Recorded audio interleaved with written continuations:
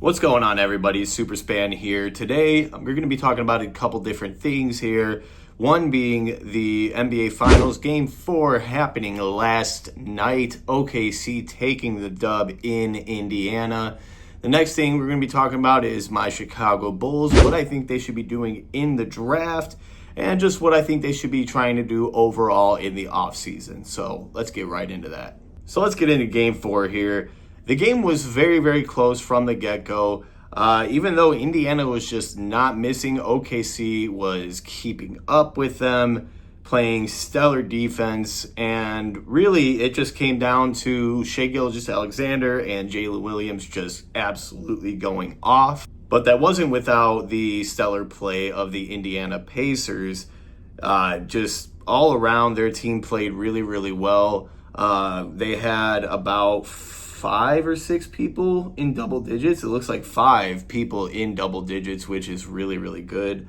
Nice, well-rounded game, both from Pascal Siakam and Tyrese Halliburton, but ultimately ended up not being enough as, like I said, SGA and Jalen Williams just absolutely popped off for 27 from J-Dub and 35 from SGA. And I'm not going to lie, the last minute of that game was pretty frustrating. Just phantom call after phantom call on SGA. I'm not going to get fined by the refs, so I can say this. But yeah, it was a little odd seeing that, those calls. Yeah, technically, I don't know. They tapped SGA going up for a shot. It was just a couple of really just weird, iffy calls in a close game late in the fourth quarter. I didn't really like it too much, but, I'm not a ref, so I can't really do anything about it. And I already know Reddit, Twitter, Instagram, the NBA media overall is going crazy over that. And rightly so. I think Indiana got robbed kind of, last night. They could have been up 3-1. Because, again, it's not like they played a bad game. They played a pretty solid game. It was a close game all throughout until the last few minutes of the fourth quarter there, where just foul after foul, free throw line after free throw line, it was just one of those games where OKC was getting some pretty favorable calls. Even Alex Caruso had 20 points, which I feel like you just don't see a lot. Shout out to Caruso. That's a Bulls legend right there. Yeah, we're not going to hate on Caruso at all. That's not going to happen on this channel. But, we'll throw a little bit of shade at SGA. Even though I do like him, I think he's a tremendous player. But a lot of the times, you'll see him pushing off of players and hitting his mid-range, and they never call it. But then the second he goes up for a jumper or a layup and they just tap his wrist, it's a little ticky-tack foul that they call. And, those calls end up deciding games like last night. And yeah, technically speaking, if you look into the rule book, it is a foul. So there's really not much I can say in that aspect. But still, if you look at 20, 30 years ago, something like that, in the 90s, 2000s, even the 2010s, really, that wouldn't have been a foul, especially in an NBA Finals game. But I really don't know what else to say. That was kind of a bogus call that they made, or bogus calls, I should say. I wasn't really a fan of them, but again, nothing else I can do. Me personally, I am rooting for the Indiana Pacers, but I just want a good series overall. And so far, that is what we are getting. The series is tied 2-2 with Game 5 being Monday night. Moving on to the Chicago Bulls. Recently, experts have predicted that the Bulls could select 7'2" center from Duke, Kaman Maluach. Now, I think that's a pretty solid selection right there if it does end up happening. Rim protector, can finish at the rim. He's a freaking big body down there, physical.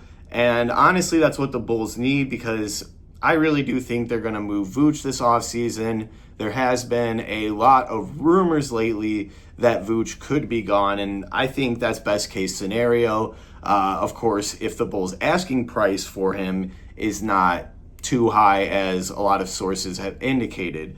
Now, moving on from that, going on to other trade rumors, Coby White.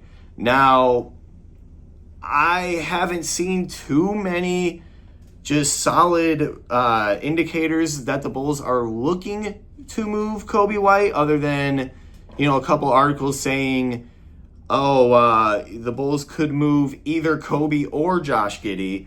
Personally, I think they should keep Giddey. I know that might sound a little crazy, but Giddey can kind of do it all. He's not as good of a scorer as Coby White is, but I love his facilitating. I love his rebounding.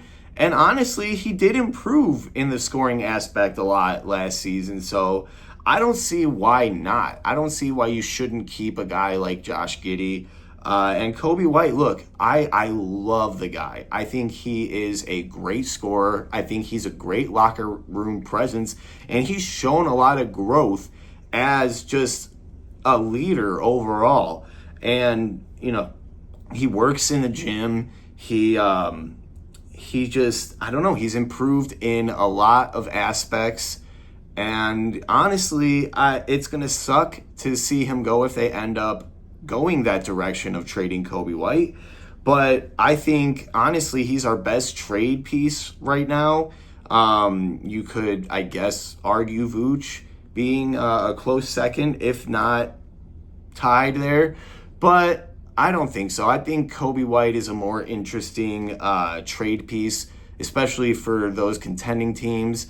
I could see him possibly, now I'm using this term very loosely, possibly being traded to Philadelphia. Now, I know they have Tyrese Maxey, and adding Coby White, and they have Jared McCain. But I feel like, you move one of those guys, probably Coby White or McCain, who knows, to a six-man role. I feel like Coby White would be better off as a six-man. Who knows, especially in a system like that, okay? But who knows, maybe that could give them a little bit of a boost. Honestly, I have no idea what Coby White's trade value is right now. I would say that it's the highest it's ever been. But, I mean, it's really hard to tell these days. The Rudy Gobert trade really screwed up the league because, I don't know, players' values really aren't as high as they were since then, I mean, Rudy Gobert demanded like 17 first-round picks, and, a year later, maybe not even that, teams were like, oh, well, we can't be doing that again, especially for a guy who isn't a number one option kind of guy, or a superstar. You don't want to overpay, and that's the biggest fear in a lot of NBA front offices, is overpaying and then ending up regretting that, because you see it a lot in the league where teams make these crazy rash decisions, and